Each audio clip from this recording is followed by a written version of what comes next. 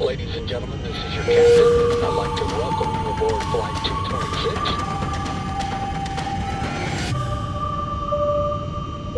Enjoy your flight. Bonjour, je m'appelle Jean-Philippe Terrien et bienvenue au balado Voyage Tourisque, là où les aventures de voyage donnent les meilleures histoires. Aujourd'hui, j'ai le plaisir d'accueillir une comédienne québécoise que vous avez pu voir au cinéma, à la télévision et au théâtre également. Elle est aussi une belle voyageuse. Alors, Ève Duranceau, bienvenue. Merci. Là, Ève, bon, on va le dire tout de suite, on se connaît. On a déjà travaillé ensemble par le passé sur différents projets, là, fait qu'on va se tutoyer, là, puis on va jaser ça ensemble. Mais toi, la passion du voyage, ça vient de où? Ça vient de où, mon Dieu? En fait, il y avait tout d'abord le phénomène de repos dans ma tête avec mes parents. Avant tu sais, comme une genre d'évasion du quotidien, aller au soleil, côtoyer un climat qui est pas comme le nôtre. Donc, tu sais, comme enfant, j'ai enregistré ce plaisir-là à, je sais pas moi, tu pars en avion en avril, une petite neige fondante, il fait -3. Puis là, tu arrives en Floride, puis tu as une drave d'humidité chaude. Tu sais, c'est cette magie-là que permet l'avion et être privilégié, on va se le dire. Ben, c'est ça. Donc, il y a ça qui s'est enregistré dans mon corps. Ensuite, il y a eu l'aspect prise de risque, tu sais, en fait, le dépaysement culturel. Donc, quand je suis allée plus dans la vingtaine en Europe, mais avant, oui, c'est ça, autour de 19 ans, je pense que j'ai fait mon premier voyage où là, j'ai atterri à Paris. Et là, tu sais, c'est les odeurs qui sont différentes, la conception de l'espace, évidemment, l'architecture, la façon de vivre l'espace public, le bien public, comment manger aussi, les codes, sur quoi on s'insurge, qui est différent. J'étais complètement séduite, mais aussi ce que j'ai remarqué en voyage, c'est que tu as les sens en éveil, surtout quand tu es dépaysé. Puis ça, cette énergie-là, c'est incomparable, puis c'est à ça que je suis devenue attachée. Et c'est pour ça que je ne vais pas des fois en voyage, je suis trop fatiguée. Puis là, je préférerais une affaire comme le Sud dont je t'ai parlé. Mais, tu sais, c'est pas pareil aller se reposer et aller voyager. Je trouve pas nécessairement ça reposant, voyager, mais je trouve ça stimulant. Puis je suis ressourcée quand je reviens, mais des fois, je suis physiquement fatiguée. Ouais, puis ça, je comprends, parce que, tu sais, moi aussi, écoute, le matin en voyage, tu sais, je mets mon cadran pour justement, tu sais, ça coûte cher quand même voyager et tout. Fait que tu vas en profiter au maximum. Fait que moi aussi, je fais une distinction entre me reposer et voyager. Puis quand tu étais en Europe pour la première fois, c'est un voyage solo ou en groupe ou... C'était ma mère qui, avec mon père, avait passé comme 1 année et demie en France très jeune quand mon père faisait je pense, un doctorat ou quelque chose comme une surspécialité, parce que mon père était dans le domaine des articulations, puis je pense qu'il se surspécialisait dans le dos en France. Donc, ma mère avait passé un certain temps là avec ma première sœur qui était déjeunée, puis elle était enceinte de ma deuxième sœur. Moi, je suis la troisième. Et elle était très attachée au sud de la France où ils étaient pour les études de mon père, puis elle a voulu aller là pour ses 50 ans.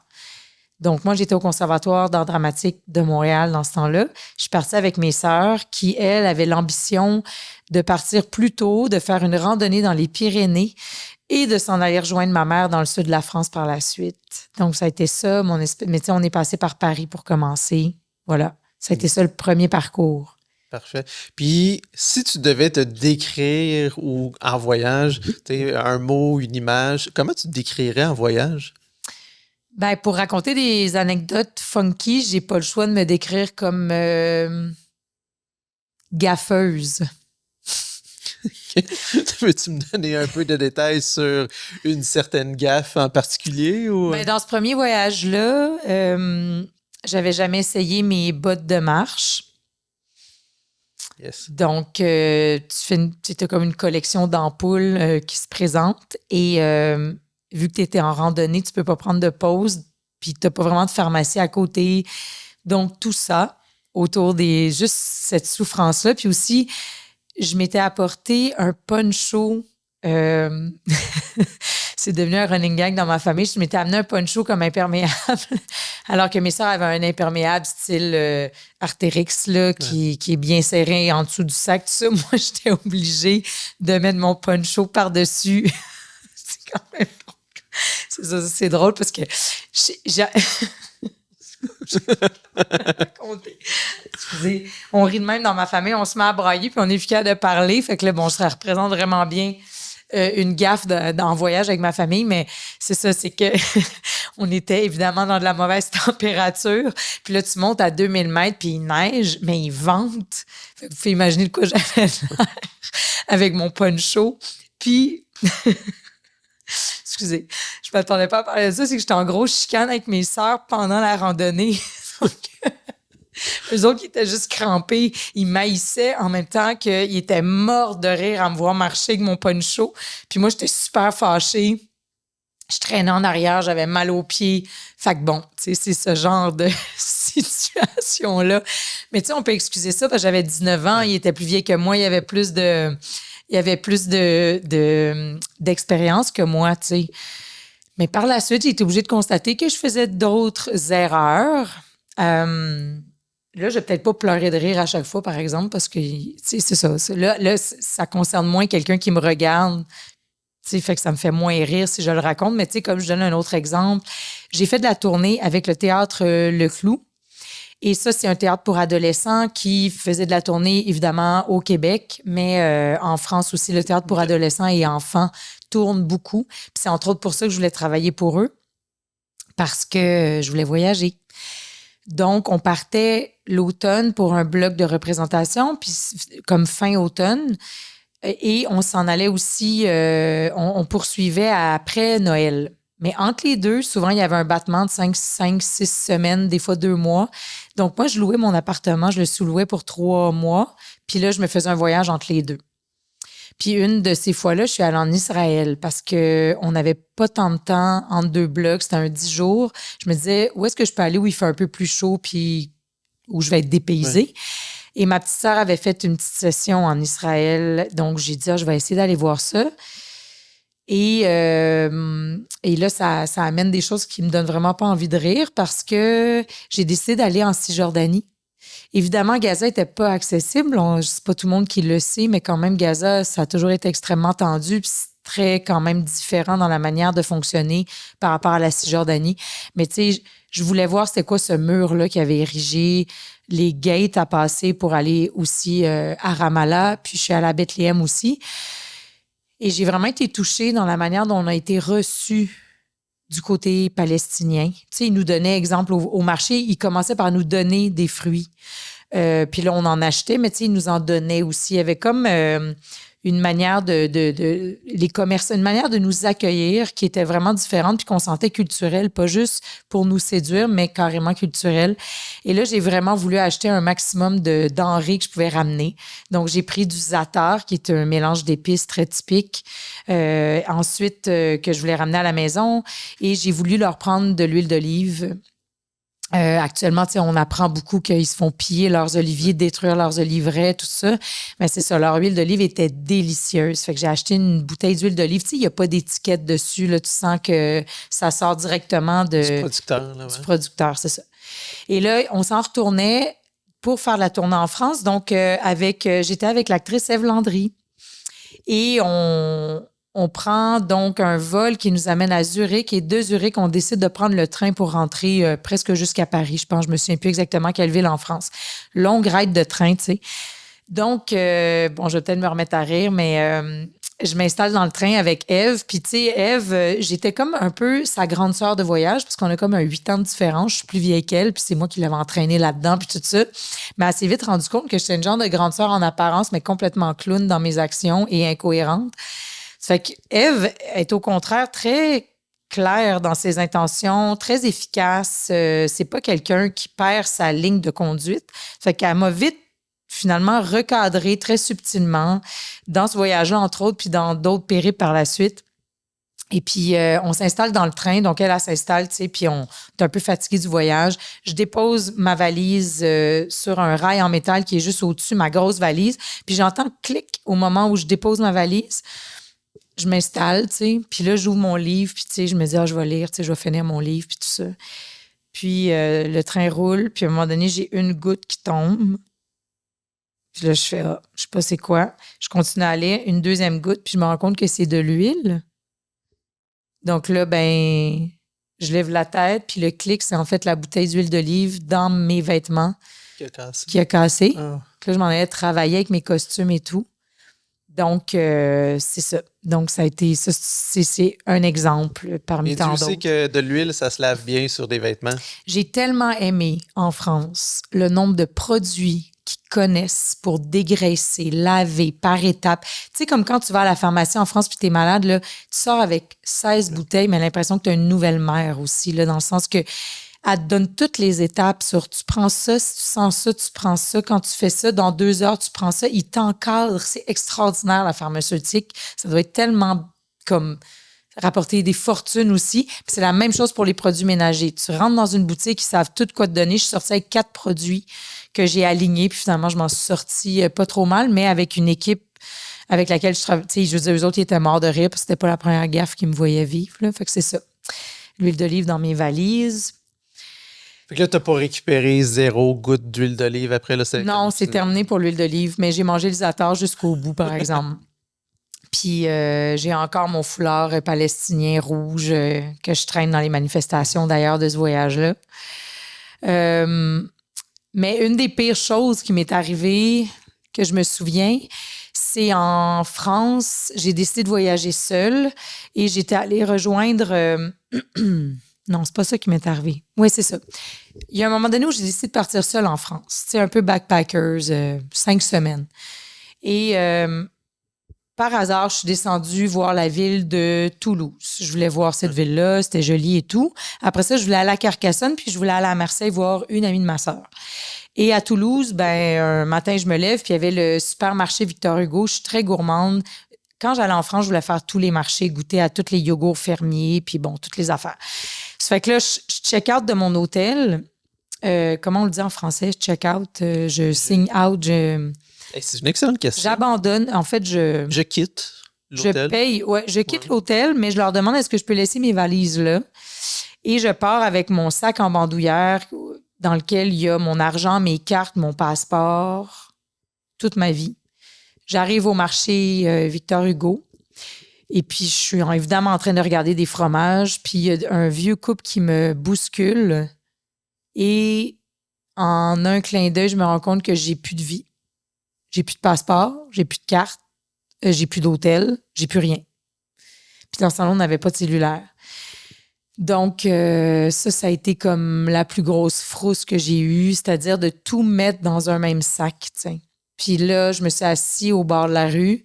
Je me suis permis de pleurer pendant 30 secondes. Puis après ça, je me suis dit, il faut que je trouve une solution. Puis là, je suis allée appeler ma mère à l'hôtel. Puis bon, avec des transferts sur des cartes de crédit, tout ça, elle a pu me payer une nouvelle nuit d'hôtel pour que je reprenne mes esprits. Puis j'essaie de retrouver mes cartes parce que souvent, ils les abandonnent. Donc, c'est ça. J'ai fini par les retrouver au commissariat de police le lendemain. Avec ton passeport? Mon passeport était là. Puis entre-temps, tu sais, j'avais 0 argent pour me nourrir. Ma mère, je pense que j'avais un 10 €. Donc, je suis allée voler un Harry Potter à la gare. Et j'ai volé donc le Harry Potter numéro 3, là, le prison d'Azkaban ou le prisonnier, Le ça, prisonnier d'Azkaban. le meilleur. Puis je l'ai relu au complet, assis, proche de la gare. Mais je dois admettre que c'est ça, je l'ai volé. On le dira pas trop fort, mais bon, ça fait partie des... J'ai-tu le droit de le dire? Non. T'as le droit de le dire. Ouais, tu sais. OK. C'est ça. Donc, ça, c'est une des affaires qui m'est arrivée aussi. Puis, il m'en est arrivé d'autres, mais ça, c'était au Québec. Mais t'as-tu refait d'autres voyages solo par la suite? Ou, Des petits bouts en Thaïlande. Je me souviens pas de rien de particulier en Thaïlande. Non? Ce qui est une bonne chose parce qu'il peut arriver vraiment plein de choses. Il peut arriver vraiment plein de choses. Mais tu sais, t'es seul, mais tu finis par connaître quelqu'un, donc t'es accompagné un petit bout. Ouais, en Thaïlande, tout ce que je me souviens, c'est d'avoir reçu un massage où le gars, il te marche dessus, là. Puis j'ai dormi pendant 24 heures. Après, j'étais pas capable de me lever. OK. Ouais. Ça, c'est mon gros souvenir de choses étranges en Thaïlande, mais sinon, ça a quand même vraiment bien été. Mais après ton 24 heures, comme... Ça avait comme fait du bien ou c'était juste non, finalement? Mais c'est comme ça s'il t'a m'avait juste barré, ouais, cassé, c'est là, tu sais, comme... il m'avait cassé. OK. C'est littéralement ça. C'était une... Mais oui, je me sentais bien, mais tu sais, comme si tu ressors d'un rêve, mais pas comme si tu ressors d'un virus. OK. Tu sais, c'est ça. Donc, j'imagine que ça m'a vraiment fait du bien. Probablement que j'étais hyper stressée, très honnêtement, de voyager seule. C'est comme si ma mère puis ma grande sœur, ils n'arrêtaient pas de me dire « Hey, c'est vraiment hot quand on réussit à voyager seul. Si tu réussis à faire ça, on dirait que j'allais devenir quelque chose de grand si j'arrivais à voyager seule. » Mais dans mon fort intérieur, j'étais ultra terrorisée. Puis ça, c'est le genre de manifestation. Tu sais, perdre ses affaires ou casser à cause d'un massage, je pense que c'est quelque chose qui te dit que t'es peut-être un petit peu tendu. Tu sais. Mais en voyage, as-tu déjà eu une révélation petite ou grande? Tu sais, comme ça peut être n'importe quoi. Moi, dernier voyage, je me suis rendu compte que j'avais peut-être pris un petit peu trop de poids dans les dernières années. Fait que, mais c'est comme, c'est pas une grande révélation, là. Mais ça peut être une illumination ou... Ben, chaque voyage amène. Tu sais, si je pense à la Grèce, ça serait une lumière incomparable. En fait, ouais, la plus grande révélation que j'ai eue, c'est quand je voyageais en Thaïlande. J'étais partie pendant 5 semaines. Donc, idéalement, il fallait que je repasse. Pas idéalement, j'étais obligée de repasser la frontière. Idéalement, ça, c'est l'ancienne Ève. La Ève qui avait vécu tout ce que je viens de vous dire, elle le savait qu'il fallait qu'elle le fasse. Il fallait que je passe la frontière juste pour renouveler mon visa parce que c'était bon pour un mois. OK. Donc, j'ai décidé d'aller à Chiang Rai, dans le nord. Et là, tu passais juste un peu, j'allais dire au Bangladesh, mais c'est pas du tout ça, le Myanmar. Tu allais juste un peu au Myanmar. Puis, tu sais, j'ai fait un petit tour. Tous les enfants qui te quittent, je suis ressortie. Là, tu sais, c'était comme un peu... tu sais, bon, réaliser que tu es privilégié, ça, évidemment, c'est un énorme constat quand tu voyages. Mais juste un constat un peu plus léger et sur ma propre culture, c'est qu'ensuite, j'ai décidé de louer un scooter puis d'aller me promener. Il y avait un petit village chinois dans le nord de la Thaïlande. Tu te promenais dans les montagnes en scooter où c'était supposé être hyper pas cher de dormir. Puis comme de fait, je pense que ça m'a coûté 1$, mon petit lit. Puis on s'entend que c'est dans un dortoir, mais quand même, tu dors pour 1$. Puis bon. Puis j'avais pas vu de Québécois depuis que j'étais partie. Puis j'étais à la fin de mon voyage. Et j'arrive là, puis il y a 2 gars qui sont en train de manger plus loin. Puis la manière qu'ils étaient assis, la manière qu'ils se parlaient pas, qu'ils mangeaient, la position du dos, ce qui dégageait comme énergie très groundée.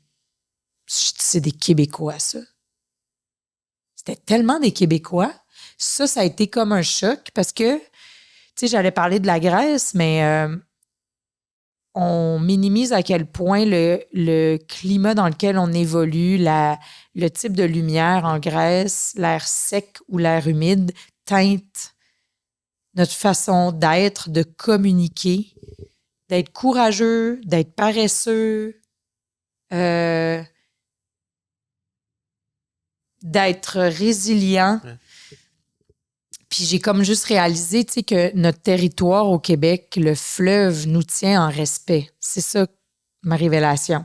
La force du fleuve, la force de la nature qui est contenue dans ce fleuve-là, mais aussi le climat nordique, combiné à la force de ce courant d'eau-là, nous irradie sur nous beaucoup plus qu'on peut, je pense, y penser. On le sait, notre corps le sait, mais c'est pas au conscient, je pense, autant. Puis quand j'ai vu ces 2 gars-là, j'ai vu tout mon territoire québécois en eux et pourquoi, tu sais, les hommes de peu de mots, les femmes fortes, ben, tu sais, on dirait que je comprenais pas mal d'affaires. C'était pas ces choses-là qui étaient sollicitées en Thaïlande, tu sais. Tu sais, on parle d'épigénétique, souvent tout ça, c'est ça. Tu sais, c'est sûr qu'un expat en Thaïlande, il y a peut-être une modification de sa génétique à l'intérieur de lui, là. Mais là, dans ce cas-là, on était des voyageurs qui avaient quitté le Québec depuis pas longtemps. Fait que c'est ça. Je sais pas si c'est une belle révélation, mais... Non, mais c'est super intéressant, tu sais. Puis, c'est toujours... Moi, en voyage, on finit toujours par croiser un Québécois à quelque part, tu sais. Puis, je suis toujours mitigé à savoir si je suis content de le voir ou pas. Parce que c'est ton moment, quand tu voyages, c'est un peu ton moment à toi que tu t'offres. Souvent, on s'offre un voyage par année ou autre. Puis c'est comme, je suis content de voir comme justement quelqu'un de la maison. Puis en même temps, c'est comme, Tu sais, c'est comme, il y a un petit quelque chose qui fait comme, c'est plus mon moment, c'est un moment que je partage maintenant avec d'autres, puis on s'entend, là, c'est normal, puis c'est à quelque part, tout le monde, ben, pas tout le monde, mais beaucoup de gens sont appelés par le voyage. Oui, vraiment. Puis une des choses aussi, tu sais, que tu nommes là-dessus, je me souviens que j'étais à Cuba avec un ami à moi puis mon cousin qui a le même âge que moi. Là, on est dans la même gang, fait qu'on voyageait à trois. On était trois amis célibataires en même temps, puis on s'est dit on s'en va à Cuba 5 jours. Mais tu sais, on essayait, pardon, c'est ça, j'avais dit que ça faisait roter Ben oui, c'est de ça. boire du Montélimar. C'est on essayait vraiment de voyager, là, tu sais, en voyant des lieux que personne n'irait voir en passant 5 jours à la Havane. Puis là, on s'est cassé la tête à se louer un char pour aller dans la baie des Cochons. Tu sais, on voulait... Puis là, j'ai réalisé assez récemment que c'est vraiment un réflexe de privilégier, d'essayer de voir l'affaire que l'autre à côté de toi n'aura pas pensé à aller voir. Puis on a comme un snobisme aussi des fois à vouloir vraiment voir ce que l'autre n'a pas vu au lieu de juste se contenter d'être chanceux d'avoir l'argent de prendre l'avion, d'être chanceux de faire, oui, ce beau tracé touristique que tout le monde fait. Et, tu sais, voilà, c'est correct. Tu sais, t'es pas obligé. Fait que tout l'aspect de l'attitude du privilégié en voyage qui a créé tellement de pollution aussi sur Terre, tu sais. Mais À tu quel penses- point c'est polluant aussi voyager. Ouais. Ça, je l'ai eu, cette révélation. En tout cas, j'en ai eu plein, évidemment. Tu sais, c'est tellement riche en révélations. Mais tu penses-tu qu'il y a un peu une influence qui vient des médias sociaux avec ça, de trouver justement l'endroit secret, l'endroit caché? Non, parce que c'était avant les réseaux sociaux, moi, que j'avais cette mode-là dans notre petite gang de gens, de jeunes privilégiés. Tu sais, on venait de familles qui avaient quand même des sous. Je sais pas, on voulait se démarquer, il y a de la curiosité là-dedans aussi, c'est pas juste négatif. Tu sais, quand tu as eu la chance de voir des choses, de voir c'était quoi que tout le monde voit, bien là, après ça, l'étape d'après, c'est d'essayer de voir ou de risquer, d'avoir la force physique d'aller dans un endroit qui est plus difficile d'accès, qui demande plus de courage, qui demande des fois de parler la langue. Tu sais, il y a plein d'affaires qui fait que tu vas avoir accès à quelque chose d'extraordinaire. Moi, ce que j'ai trouvé de plus authentique pour voyager maintenant, c'est de voyager avec le travail. Tu sais, je m'en vais en tournage. Je suis allée en tournage en France il y a 1 an pour un film un peu de science-fiction. Puis on tournait ça dans le coin de la ville de Troyes, qui est à 1 heure et demie de Paris à OK. peu près, mais au milieu des terres où personne ne va voyager parce que c'est comme le coin plate là, de la France pour les Français puis tout ça. Mais moi, ça, là, tous les gens que j'ai croisés qui sont moins habitués de voir des touristes qui me parlent, j'aime ça voir le quotidien des gens. Puis en travaillant, tu es assuré d'être proche du quotidien des gens dans le pays que tu vois, tu sais. Puis ça, pour moi, c'est ça, être comme en dehors des sentiers battus, tu sais. Ouais, parce que t'as pas le choix de te poser étant donné que tu es là pour travailler. C'est Fait que ça. tu sais, ça devient. C'est presque banal. Mais tu sais, ça devient un peu. Ça devient ton univers. Tu sais, il y a le principe de la boîte, là, tu sais, où tu t'achètes une maison, tu as ton appartement et tout. Fait que là, c'est ta nouvelle boîte, fait que c'est ton nouveau jouet, c'est le fun. Puis après ça, tu t'habitues. Après ça, tu essaies de recréer un peu cette nouveauté-là. Puis en voyage, ben, c'est beaucoup ça aussi qu'on recherche, ce sentiment de découverte, d'aventure. Puis effectivement, par contre, quand tu te poses pendant un bout de temps dans une ville ou dans un endroit, ben là, c'est là que tu découvres vraiment l'endroit. Pendant un voyage, nous, on était partis pendant 1 mois et demi. Fait que c'est sûr que quand on était à une place pendant 2 semaines, puis qu'on restait à la même ville, ben, ça te permet justement de pouvoir découvrir ce quotidien-là et de fréquenter des gens que tu ne fréquenterais pas nécessairement là, si tu étais d'un hôtel à un hôtel ou d'un Airbnb à un autre. Là. C'est ça, tu sais, comme actrice, on dirait que j'aurais le goût de le vivre, le château de Versailles, tout seul, avec ma grosse robe, là. Tu comprends? Tu sais, il y a comme une affaire où j'ai pas l'impression d'être dépaysée ou j'ai l'impression juste d'être... de cocher que j'ai vu en vrai Versailles, mais je le vis pas Versailles. Puis c'est pas possible de le vivre, on va se le dire. Donc, en tombant plus en baissant les attentes, puis en tombant dans quelque chose qui est plus comme, je me loue un appart, puis je reste dans mon petit quartier, puis je vais voir comment les Grecs fonctionnent. Tu sais, comme par exemple, je suis allée dans le Péloponnèse, quand je suis allée en Grèce, je suis pas allée sur les îles, puis j'ai un blanc sur la petite ville. Merde. C'est con. J'ai un blanc juste parce qu'on en parle, mais bref, j'étais... Mais tu me l'écriras, puis je le mettrai en sous-titre. OK, oui, bonne idée. Pour la version vidéo, naturellement, pour l'audio. C'est ça, la je vous ville. crierai pas le nom de la ville par-dessus. Non, mais c'est ça, la ville. OK, la ville, le village, en fait. Puis, donc, on était avec des amis qui, eux, dans le fond, c'est La Belle Excuse, l'huile d'olive La Belle Excuse. Cette compagnie-là le livrait, dans le fond, du propriétaire de La Belle Excuse et dans le Péloponnèse. Et mon copain était super ami avec les chums des filles de ce gars-là. Okay. Donc, on est allés là en vacances. Puis nous autres, on s'est pris un appartement dans le petit village à côté. Donc, notre quotidien, c'était de descendre, aller chercher notre café, notre petite affaire, notre petit déjeuner, d'aller, tu sais. Puis de vivre ce quotidien-là, moi, c'est le plus proche que je peux sentir de la Grèce, c'est ça. Si je vais sur une île, puis je suis avec des touristes, puis je fais le party, je vais apprécier le paysage, mais c'est moins ça qui me nourrit. Tu sais, je vais me trouver hot et chanceuse d'être dans un décor de même avec un coucher de soleil comme ça, mais je ne sentirai pas qu'est-ce qu'un Grec peut peut-être sentir en vivant ou là où il vit. Puis moi, pour moi, c'est un peu ça le but de voyager, je pense. Mais est-ce que, tu parles de nourrir et tout, est-ce que ça nourrit aussi ton travail?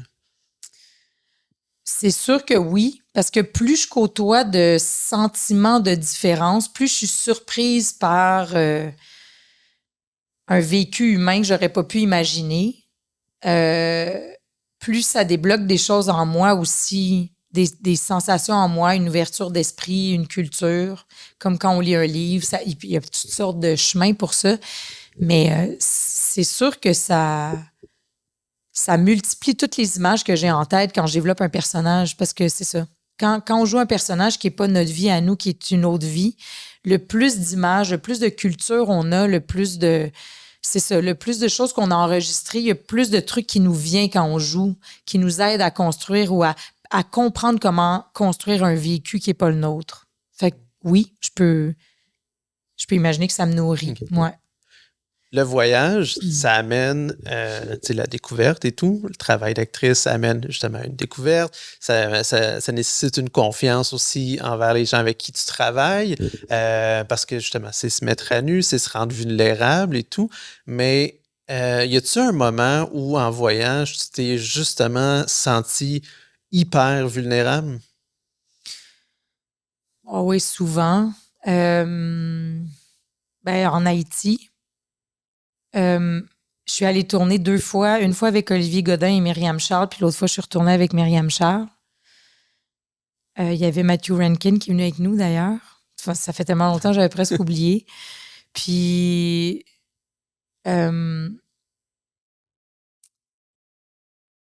comment... ça, j'ai compris le racisme avec la manière dont il me regardait. Je sentais du mépris, parfois, souvent. Je sentais qu'il m'étiquetait quelque chose, puis je pouvais pas m'en défendre. Donc oui, c'est sûr que, tu sais, t'es à Port-au-Prince, puis t'essayes de... C'était avant, là, en ce moment, je pourrais jamais y aller.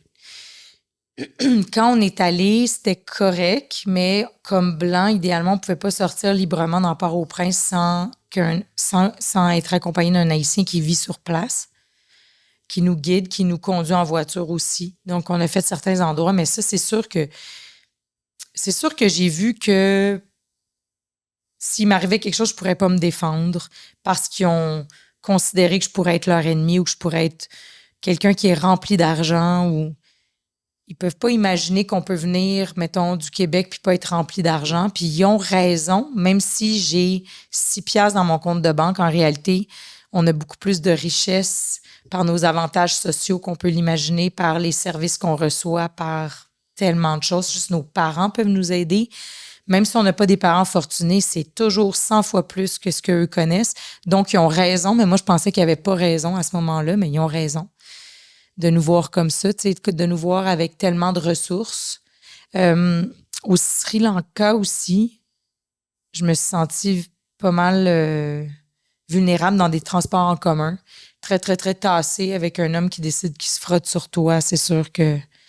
Mais je suis pas de nature si peureuse que ça.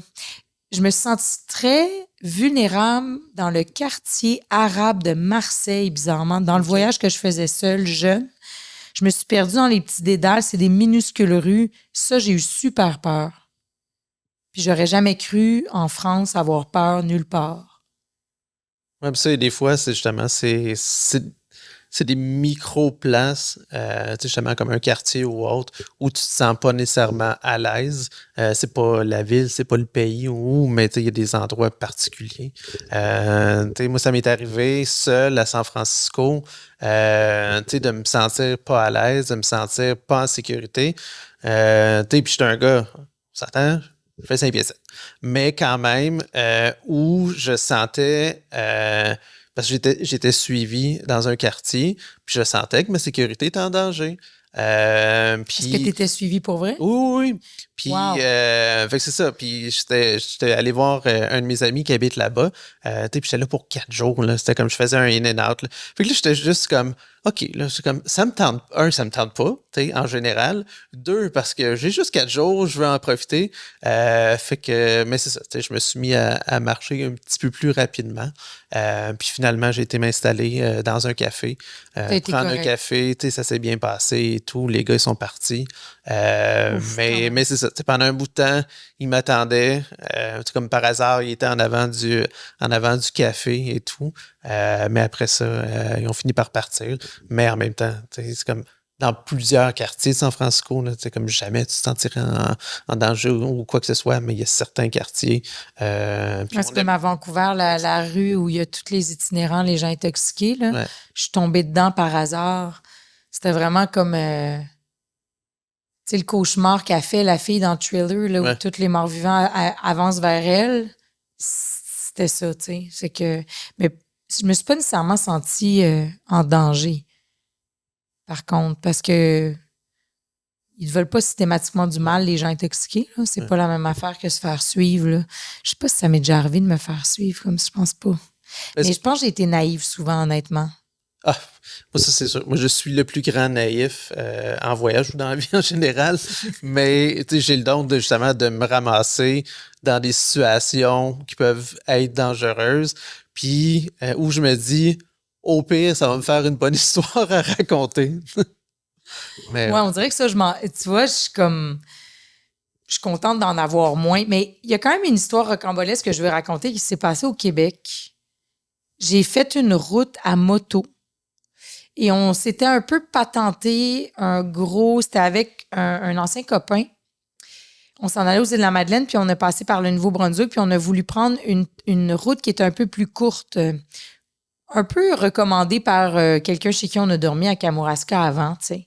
Mais finalement, c'était une route de bois, là, dans le sens que c'est pour des trucks qui, tu sais, le bois se coupe, puis ils véhiculent le bois. Et il y avait des autos, évidemment, qui passaient là, mais presque pas. Ouais. Pas du tout de trafic pendant genre 2h20 de ça. Puis, tu sais, avec des bombes. Puis, on s'était patenté un peu une boîte pour mettre nos valises. Puis, j'avais attaché encore une fois la même erreur. Dans un sac, j'avais mis tout mon cash, mes lunettes de vue, donc ma trousse de toilette, mon cash, mes cartes, tout le kit, Et dans ton un poncho? sac.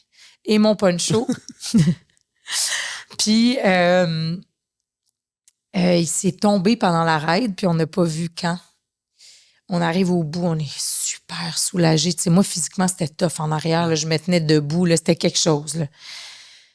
Là, je me retourne, puis je dis, on a perdu le sac. Puis là, je panique, puis là, je me fâche contre mon chum. Puis là, on essaye d'aller le rechercher, mais là, il roule. À un moment donné, il se retourne, il dit, pour vrai, on va pas tout te refaire ça. On le sait pas. On le verra peut-être jamais, tu sais. Fait que là, on revient de bord, puis tu sais, un peu genre, faut l'abandonner. Oh my God, je commence mon voyage. On n'est pas rendu aux îles, là. Puis le soir, ben, je reçois un coup de fil. Comment ça s'est passé? Peut-être un courriel. J'avais un iPhone déjà. Oui, ça fait pas si longtemps. Puis j'ai reçu un courriel ou un appel d'un homme. Imagine-toi donc que cet homme-là a décidé d'arrêter de pisser. Il arrête de pisser. Tu sais, 2h20 là, de route, là. Quelque part, il arrête de pisser. Puis pendant qu'il pisse, il voit un sac dans le bois. Et là, il panique. Il dit... Il va chercher le sac, il regarde, c'est le sac d'une femme. Là, il panique, il fait sérieux, il est arrivé comme quelque chose de grave à une femme. Fait qu'il est paniqué, mais raide, puis il a tout fait pour me rejoindre. Puis finalement, il m'a rejoint, puis il travaillait pour Poste...